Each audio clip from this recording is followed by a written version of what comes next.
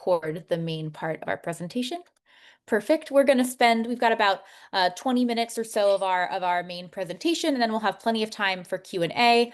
And yeah, just excited to get to share this model with you, and I very much welcome your questions and comments once we have a chance to go through what democracy circles are and how you can get involved in this kind of organizing and activism.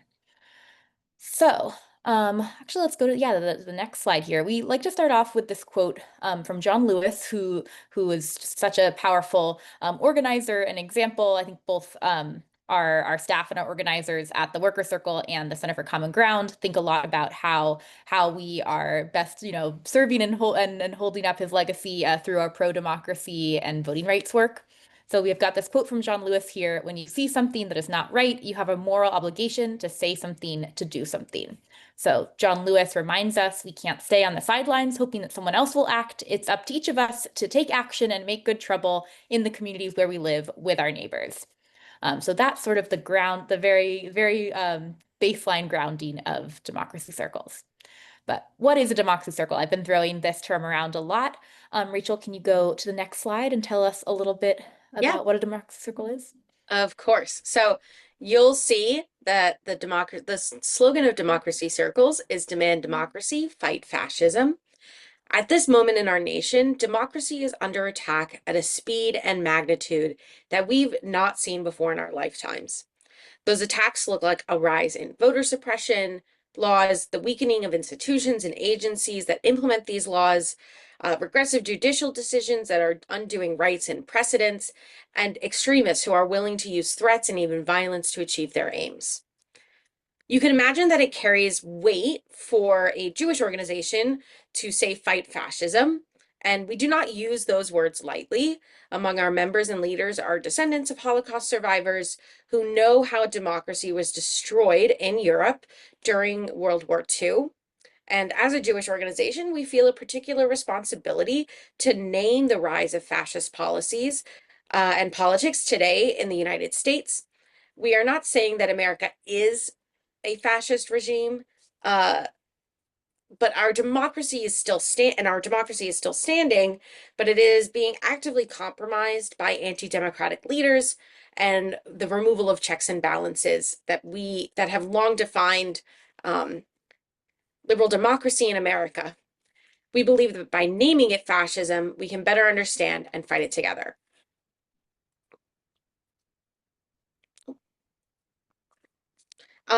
And there are several scholars who have been working diligently to help us see the rise in fascist politics in the United States and around the world and fight back against it.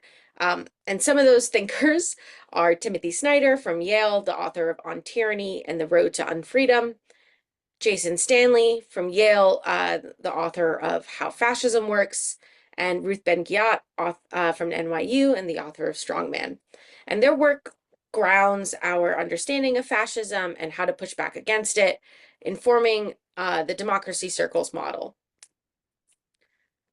The core purpose of democracy circles is to involve people in learning about our democracy and taking action to strengthen it. The best answer to fascist politics is engaged citizens who know American history, who understand the building blocks of democracy, and who know American history, and who take action together to ensure political equality and the full participation of all Americans. Simply put, democracy circles are small groups of people who gather together once a month to build community, learn, and take action for our democracy.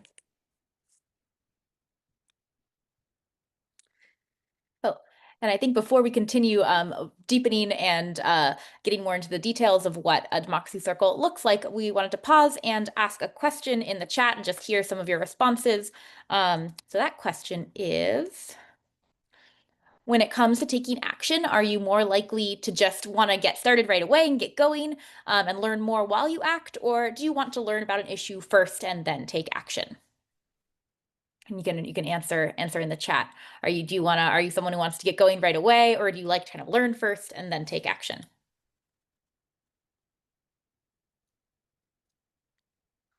Learn first, then take action.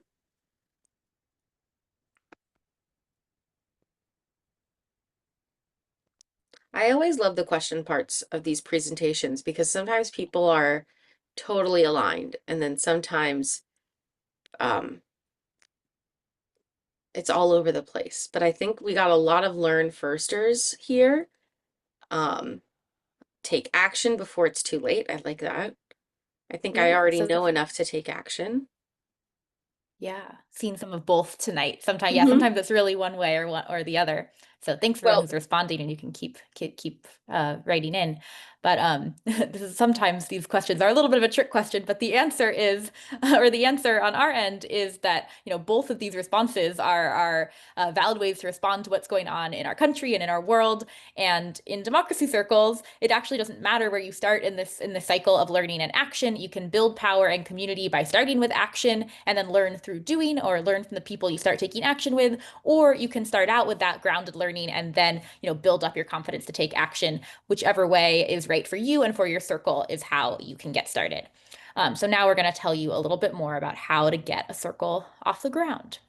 So I have this little bit longer form definition of democracy circles here. So each democracy circles are small groups of people who join together regularly to demand the democracy we need, a truly multiracial, multicultural democracy that represents all of us. Each circle is initiated by a person who we call a circle convener. And that basically means they're the person who picks a meeting time and a place and brings together people they know. That's really all it is. They bring together people they know either in person or on Zoom to take action and explore how we can counter attacks on our democracy right now. Then we at the Worker Circle and at the Center for Common Ground provide resources, goals, and training for you. You bring your passion and your people. Democracy circles build grassroots power by gathering and equipping the people that you're already connected with. We've got some nice photos here of our democracy circles in action. This is an adaptable model that can take the form you need and meet in the way that makes sense. Your democracy circle might meet around a kitchen table, in a church basement, after regular protests, or in a coffee shop. Your circle could include family members, friends, neighbors, people you know from church or synagogue, members of your book club, your community garden, your union, your workplace, any of those ways in which you're already meeting people and finding your people, your folks who you know are ready to take action. Democracy circles are an entry point for people who want to do something about the loss of our rights and the erosion of our democracy. And worker circle staff support democracy circle leaders and conveners in several ways. And yeah, I love seeing these photos here of our circles here's some more. taking action in different ways. Yeah. Um, so, um, so, oh, I'm seeing these slides are not exactly in the order I expected them to be in. Let's see. So, one of the resources that we provide are convener guides, which suggest a recommended topic and an action for democracy each month. We created these monthly guides after hearing from so many community members that they felt overwhelmed by the attacks on our democracy and not sure where to plug in. Worker Circle staff helped to work through this challenge by providing a suggested topic and meeting agenda for conveners to use each month.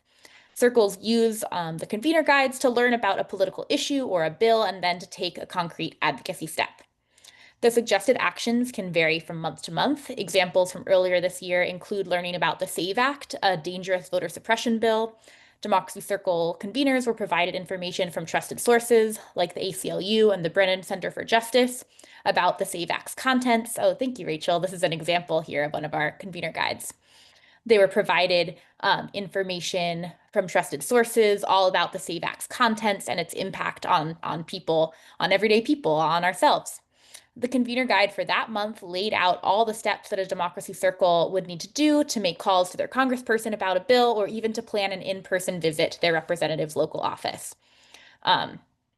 So for other months, our convener guides encourage democracy circles to take other kinds of actions, like participating in the No Kings mass mobilization, writing postcards to the Center for Common Ground ahead of the elections in Virginia earlier this month, and to reach out to their local sheriffs to put pressure on them to cease collaboration with ICE. That's actually the one you can see an example of right here that's sort of laying out all the steps for people to, come together in their community and reach out to their sheriff, who's an elected official, but doesn't usually receive a lot of pressure from their community members. So that's just one example of the kind of action that a democracy circle could take together and the ways in which Worker Circle and the Center for Common Ground provide support. So our monthly convener guides provide the starting place, but they're also intended to be the floor, not the ceiling of your activism. Um, I think we might have some other photos of circles in action, Mhm. but some circles, oh yeah, here we go. That's on the right there. That's members of a circle in Colorado doing a legislative visit, visiting their elected official to deliver a petition. So some circles meet more than once a month and might take on additional actions and projects in coalition with other local groups. For example, you might form a circle that's deeply passionate about environmental justice or excited about a local candidate for office. Circles are encouraged to stay engaged civically in all kinds of ways, but our convener guides help to align worker circle activities across the country, and to align also with our activist, friends and our democracy circle leaders who are part of the Center for Common Ground as well, um, and to help kind of have that focus on shared priorities. And they also just give us a jumping off point in a really chaotic political environment. So there's some other support that Worker Circle organizers provide as well.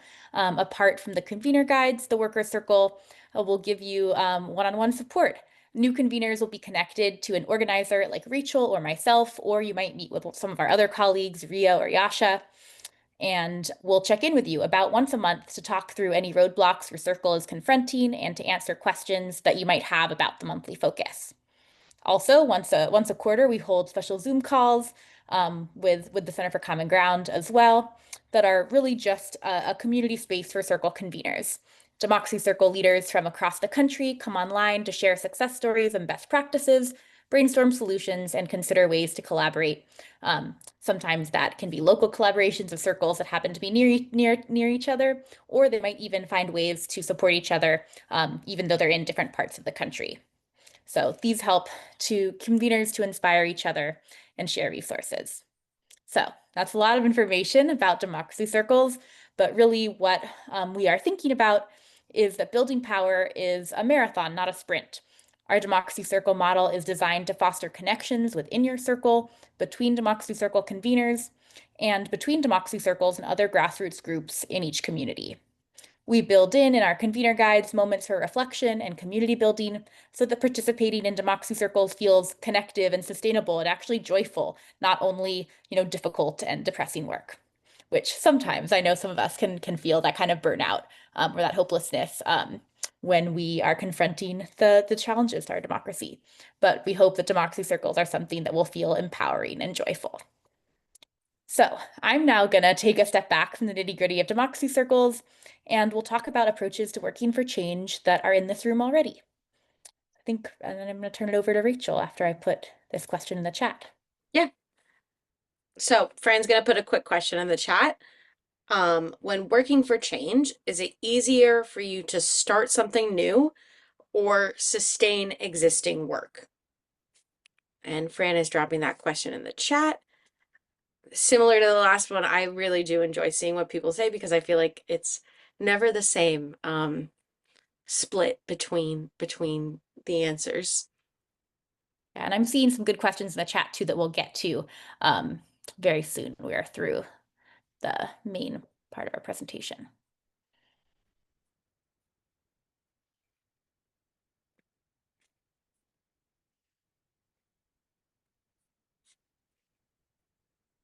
Yeah, when working for change, it's easier for you to start something new or sustain existing work. I'm seeing one vote so far for sustain.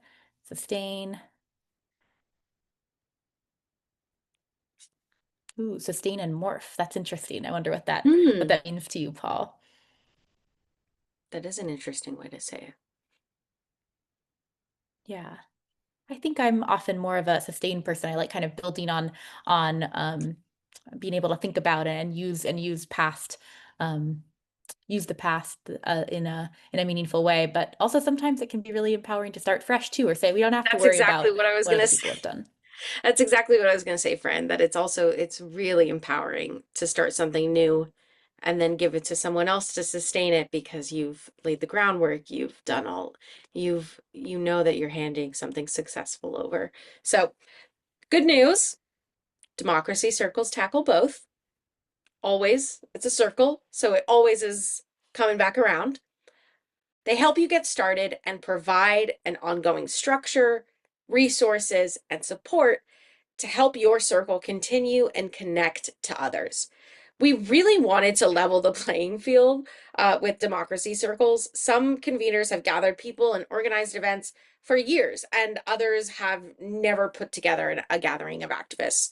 But don't worry, there's no experience necessary to start a democracy circle. So let's review the resources that the Worker Circle provides our democracy circle conveners and then take a closer look at them. So we just told you about the convener guide to sustain your work, about monthly calls with your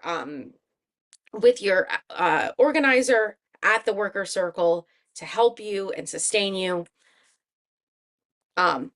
You will also get a getting started guide and outreach tips for getting your circle started. Did we talk about the convener call yet? I don't think we have. Every quarter to introduce the new convener guide, and also to have a collection of a gathering of all of our conveners. We have a quarterly call with all of our conveners to connect and have inspiration. And it's a really lovely call. It's about, I think it was an hour and a half last time, and it's just a really, really wonderful call because we'll have different and often Andrea and other Center for Common Ground folks are there to talk about their democracy centers and successes. It's a really wonderful way to uplift the successes that our circle conveners and center leaders have achieved, and we get to highlight them and show off the wonderful work that they've been doing. And then there's also some additional democracy circle discussion resources if you meet up more than once a month or want to dig deeper into civic education. I have a few circles myself that the convener has decided that it's easier to meet twice a month because not everyone can make the first date and not everyone can make the second date. So she does 2 dates to give more options. And so those discussion resources are really great to help pad out meetings if you need to, or if you just want some more conversation. So we have 2 different guides, the Getting Started Guide and the Outreach Tips Guide. The Getting Started Guide will let you know what a democracy circle convener does to start and sustain the circle. Some suggestions for how to organize the time for your gathering, and information about how to reach out to us for support. And the Outreach Tips Guide can help you get people to join your democracy circle. Perhaps you are a longtime postcarder with the Center for Common Ground, but you've been postcarding alone and not quite sure how to reach others. Our Getting Started Guide and Outreach Tips help you connect with others in your community, online or in person. We know that it often takes many attempts to gather people, even when they're interested. And so we have some advice on how and when to persist. So real quick, let's take a moment to think about outreach. Who would you invite to your democracy circle? You can think big. Anyone that you have a connection with. Who do you already gather with on a regular basis? Is it family? Is it friends? Your book club? Maybe your neighbors. Once a month you have a dinner. Who are the people that you already have in your life? So in the chat, I would love for you to tell me who you're thinking about. And it could really be a church group, a bowling team, a PTA, your bridge club, the ladies you play mahjong with, your walking buddies, members of your family. There's no end to who can join your democracy circle.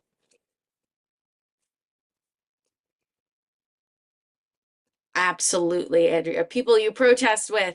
I saw someone say that in the chat earlier. Um, I think that we'll get into this, but the democracy circle goes beyond the protest. And I think that's the most important thing here, that the protest is one part of the democracy circle. It isn't the entire thing. Yeah, it's that moving from action to reflection and learning and action and how all of those things power each other in a beautiful circle. All right. Um, Thanks everyone. People, if people are still thinking about who you would invite, you can feel free to put your ideas in the chat as we continue with the last chunk of our presentation. So I think we're now just going to talk a little bit more about the role of a convener. Um, so as we spoke about earlier, conveners are the folks who pick a meeting time and place. They gather people they know together, but you also don't have to be someone who's already a major leader in your community or someone who's done a lot of activism before to start a democracy circle. Conveners are regular people. It's okay if you get nervous speaking in front of a crowd or if you've never organized something before. This is just about connecting with those people you already know, and we'll help you every step of the way with those one-on-one calls with your assigned organizer and with those opportunities to kind of share best practices and share tips with other people who are doing the same thing. And you're also always allowed to co-convene with someone else. You could have, sometimes there are 2 or 3 people who are the main conveners or leaders of a democracy circle. So you also don't have to do it alone. So just to cover review, what does the circle convener do? They reach out to people they know and invite them to join. They set a time and place for gathering, either for action or learning each month. The convener also reviews the worker circle's convener guides for each month and makes sure to set the topic and goals for their circle's meeting. Then, as needed, they meet with worker circle organizers if they want extra support. And also, you can come to the quarterly gathering online to share what's working well and learn about how our work for democracy fits into the greater movement for social justice and that multiracial, multicultural democracy we want to be a part of here in the United States. So if we go to the next slide, we've got a really lovely picture and quote here um, from Susan Hudson, who's one of our Democracy Circle conveners, who just started a Democracy Circle earlier this year in Boise, Idaho. So I think actually I'm gonna let, oh yeah, so let's talk a little bit about Susan Hudson. We've got this great quote here.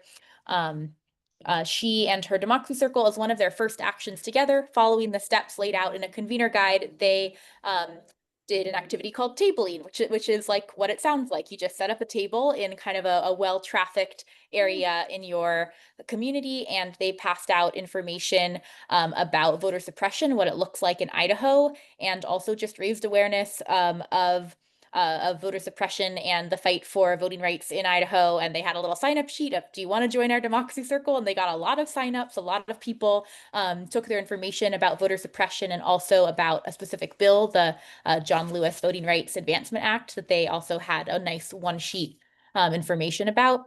But then Susan reported back that about what the experience of tabling with her Democracy Circle was like. So I'll just read her lovely quote.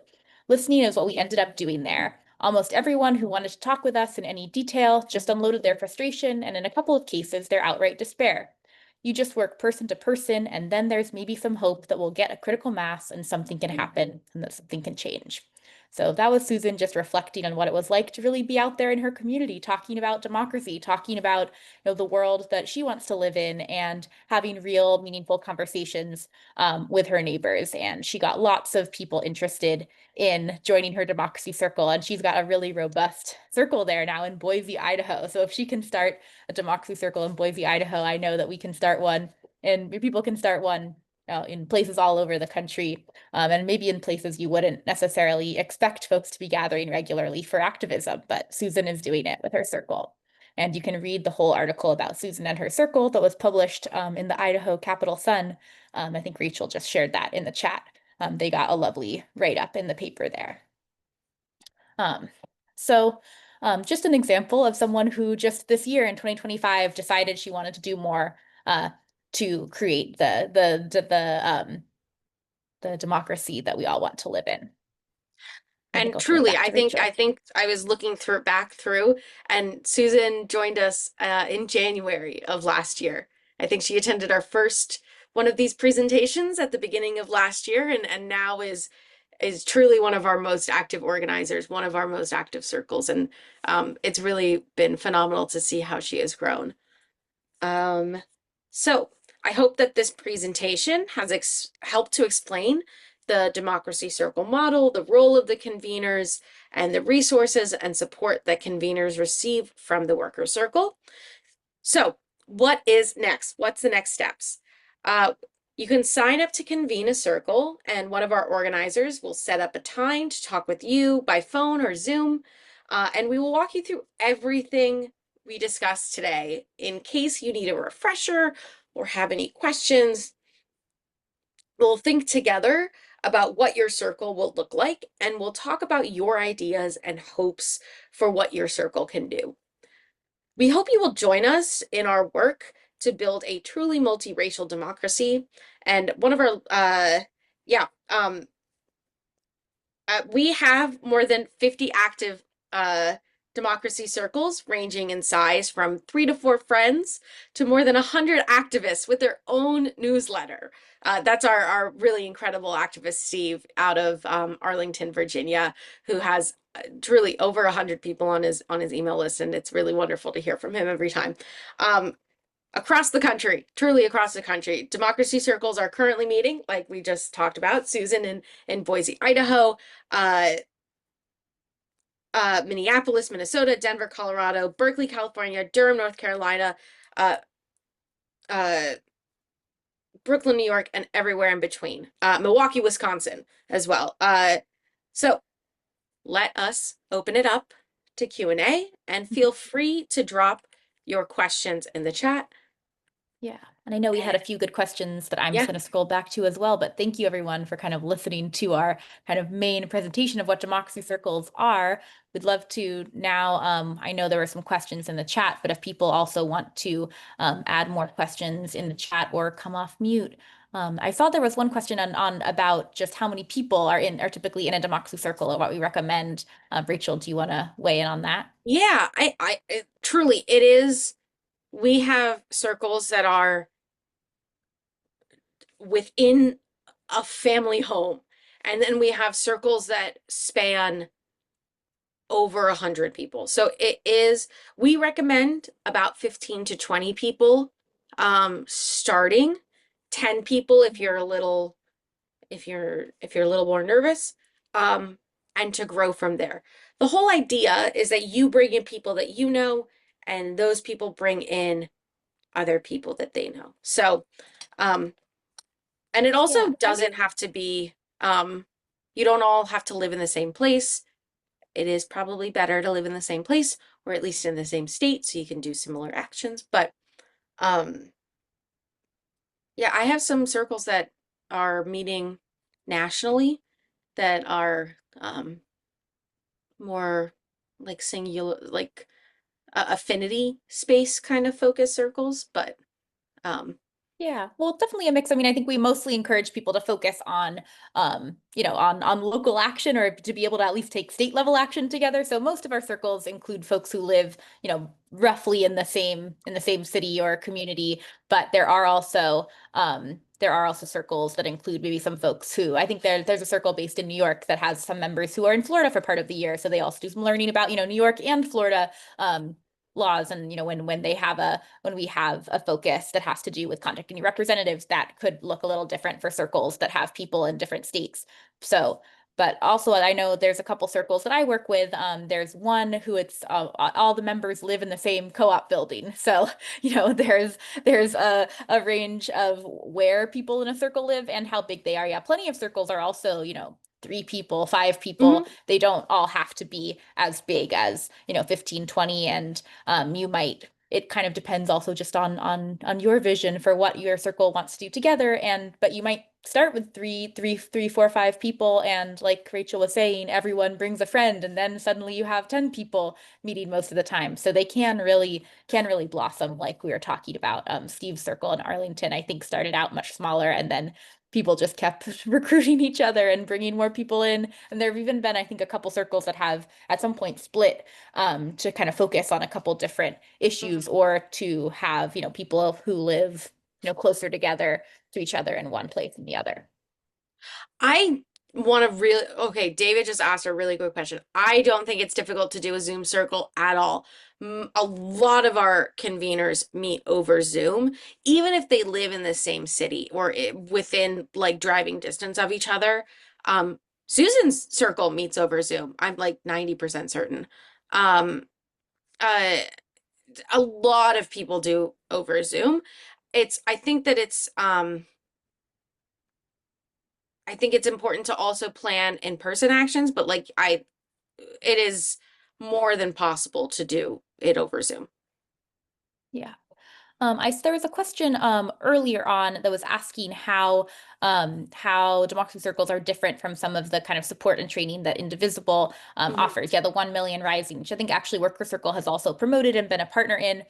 Basically, democracy circles at its base, we didn't invent the concept of bringing people, together to take action for democracy. That's a core part of any type of organizing. And we're not trying to reinvent the wheel or replicate the exact same thing other groups are doing. Democracy circles are really meant to be, additive. So if you're already involved with Indivisible, if you've done that 1 Million Rising training, democracy circles is something that we're hoping can add to your skills and add to your toolkit. It doesn't have to be just one or the other. We're hoping that you could, use them in conjunction. And there are many of our democracy circle conveners are also active with other kinds of political organizing, other kinds of political groups, but they use the Democracy Circle convener guides to provide that one concrete action and focus each month.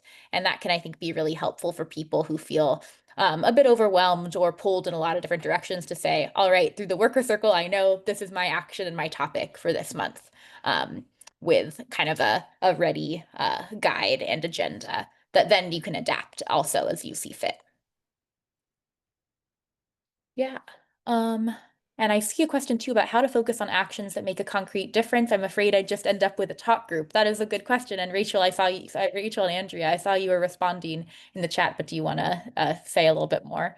Yeah, I truly want to echo what Andrea said, but I think that there's nothing wrong with a talk group, and I think there are lots of things you can do while you talk.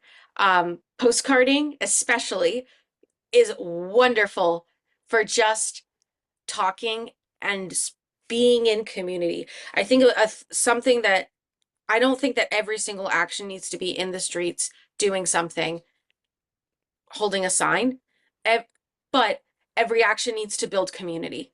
Everything needs to bring people together towards a focused goal. And if that is education, if that is phone banking, if that is texting, if that is postcarding, um, it truly, any of all of it is fine. And if you want to have the time to, I don't, to recharge and just talk, that's also fine. Um, I think it's important to know that everything is nothing is truly like wrong. Um, Yeah. I hope that helped. Yeah, no, I think that's a really good point, Rachel. But I'm hearing the concern too of about it not being effective, and like that's partly why we provide those convener guides for each month that have a concrete goal and action step with them. So, like Rachel was saying, like there'll be a chance for kind of discussion and learning on a topic, but each guide does have a built-in action that is connected to it. And that action could look a little different each week. One time it could be that kind of like tabling, getting out there in the community, like Susan Hudson was doing in Idaho. It could be attending a No Kings protest, or it could be, staying at home but making a call to your representative. But there is always some kind of concrete action connect to the topic that Worker Circle is suggesting for each month. And So that that's was sort of how it won't turn into only discussion without there ever being an action. Rachel, and what that were you was gonna say? why we started. So this edition of question of actions of a convener guide is quite new because people were feeling frustrated of like, what do I do? What is the next thing to do? What can I do? And by giving a truly actionable and the convener guides, I don't know if I should go back and show just so I can really, do I have it still open? Yes. Um, but the convener guides really do it is an agenda. For 10 minutes you're going to do this, for 30 minutes you're going to do this. Here's the first part, you're going to do this. And it really does outline the entire meeting. So there isn't the guesswork of, all right, so we're talking and what do we do next? What are we doing? What are we doing here? We know that we have to get to this point, to get to this thing, to doing this thing, but how do we get there? Through this conversation. So, I hope that also helped. Yeah.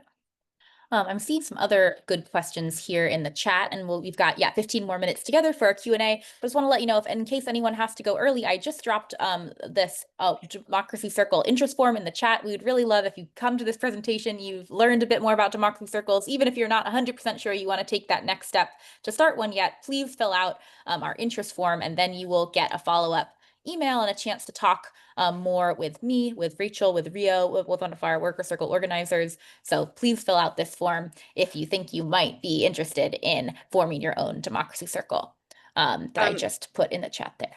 I do really quickly want to, Donna, I see your question, and David, I see your question, but Patrice, I think you raised an incredibly important point about being nonpartisan, which is really important. We are nonpartisan. This work is nonpartisan. We are never going to tell you to,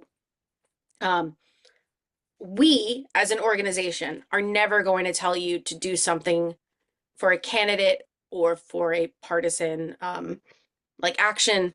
Everything is nonpartisan. And I think that the way that you can approach that,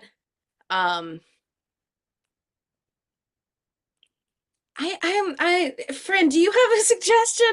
I'm trying to think of a good way to say this.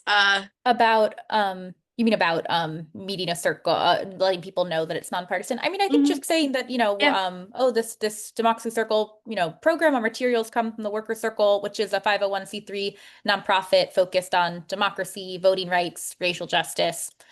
Those are kind of our main issue areas. Immigrant justice as well has been a big focus.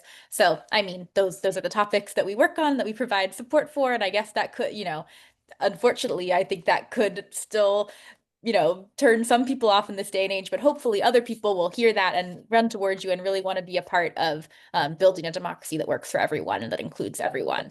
But I do think that framing of it, it's about democracy, it's about civic engagement and participation, it's about connecting with our neighbors, can be a good way to get people involved who maybe haven't always thought of themselves as the most political person or the most activist person.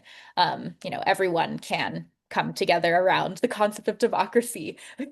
At least that's our hope and our vision.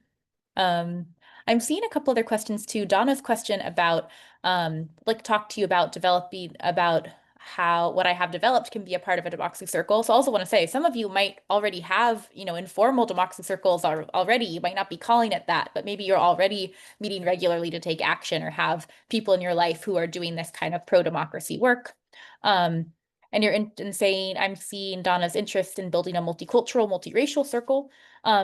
So, we're encouraging you to start with people that you know to build your circle. So, I mean, I think a way though to potentially reach out to folks who maybe you haven't spent time with before is if you start your circle with the people that you're closer to or already in community with, you might be able to partner with other local activist groups around a specific issue or a topic. For example, some of our circles have started to work more closely with immigrant justice groups or like mutual aid groups in their areas, which might lead to meeting new people, maybe meeting people with backgrounds different than your own because you're involved in and interested in this kind of work and caring for people in your community. So And maybe not the that most concrete suggestion. also, friend, you just answered David's question as well, who was asking, is it wise or even dangerous to invite strangers? And just echoing what Fran said and what I said in the chat, we really do recommend you invite people that you know or asking a friend to bring a friend. So maybe not someone you immediately know, but like 1 degree of separation kind of person. Yeah.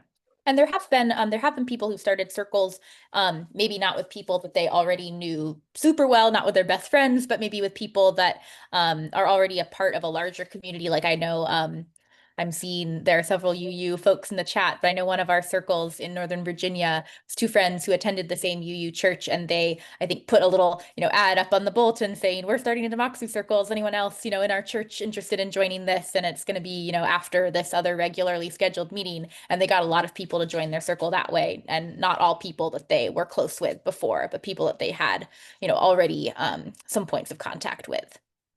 I a UU church is a perfect, if you are a member of a UU church, or even we have groups that are also in UCCs or synagogues. Truly, lots of spaces are perfect to promote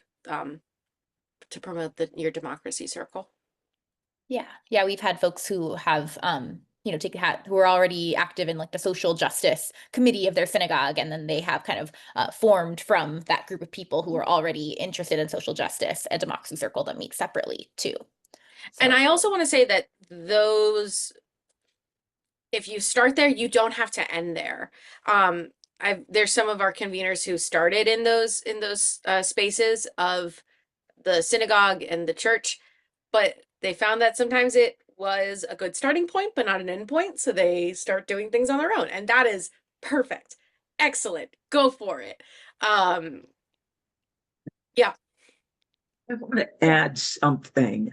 One of the things that I did when organizing is there are nonpartisan groups that are of a different race and or multiracial that will be very aligned with what you do, but those groups may not have organized activities. I'm thinking specifically of the NAACP. There is no county in America that doesn't have an NAACP chapter somewhere.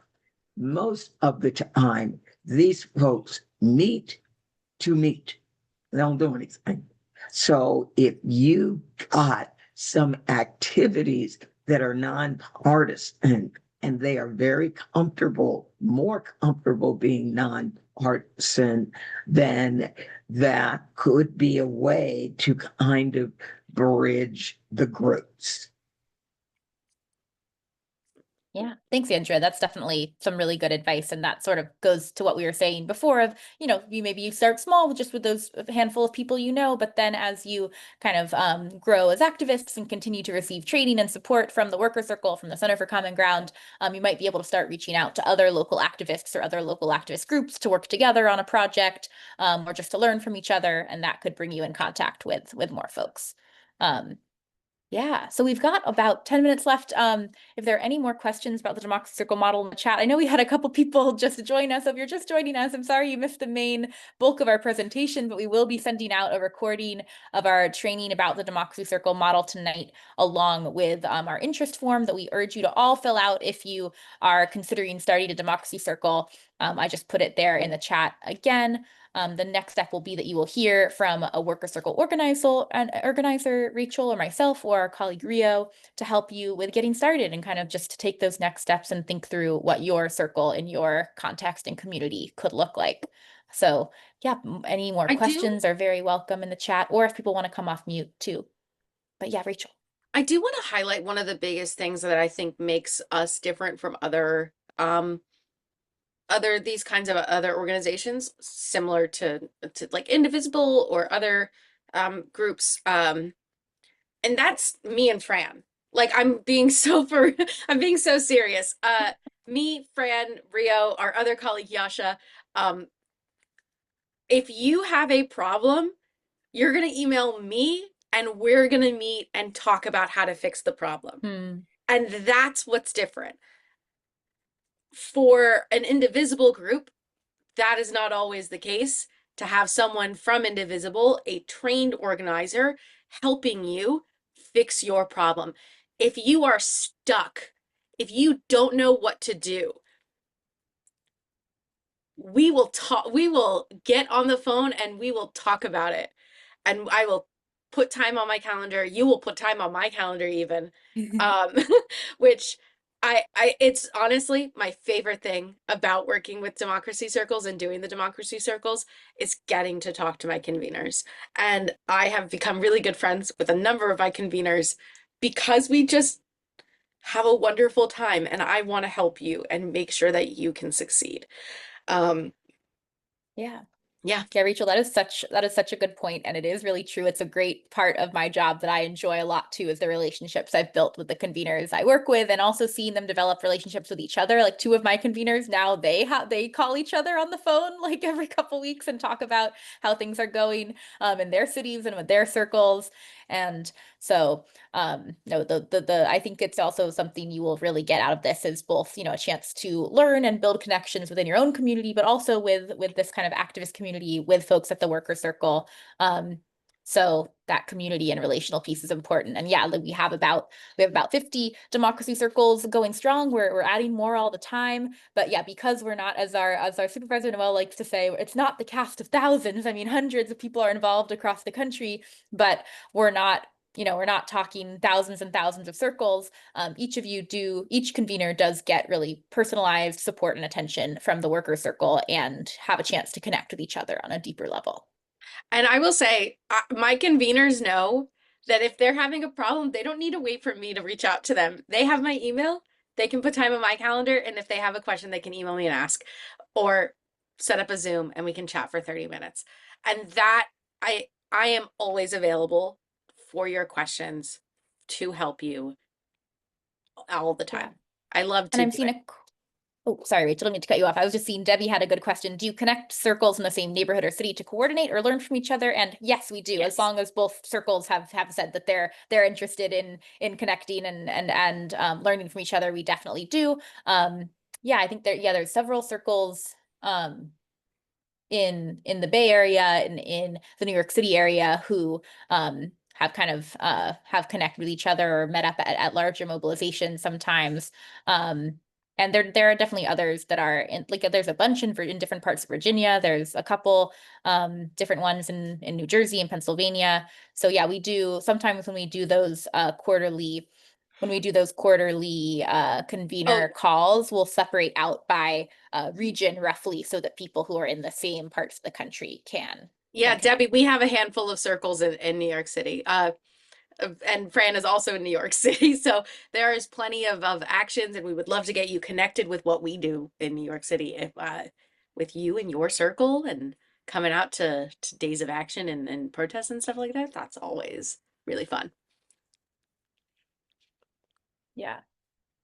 No. So thank you everyone for the encouraging comments. I'm seeing some people saying that you filled out the form and you're ready to take this next step. So please do, even if you're not 100% sure you have capacity right away, but if you would like to learn more about democracy circles, if you'd like to stay in the loop with us or have some more specific questions about your situation and your community and how you can make it work, please fill out the form. One of our organizers will follow up for that one-on-one conversation, and we'll help you move towards starting a circle in whatever way will work best for you.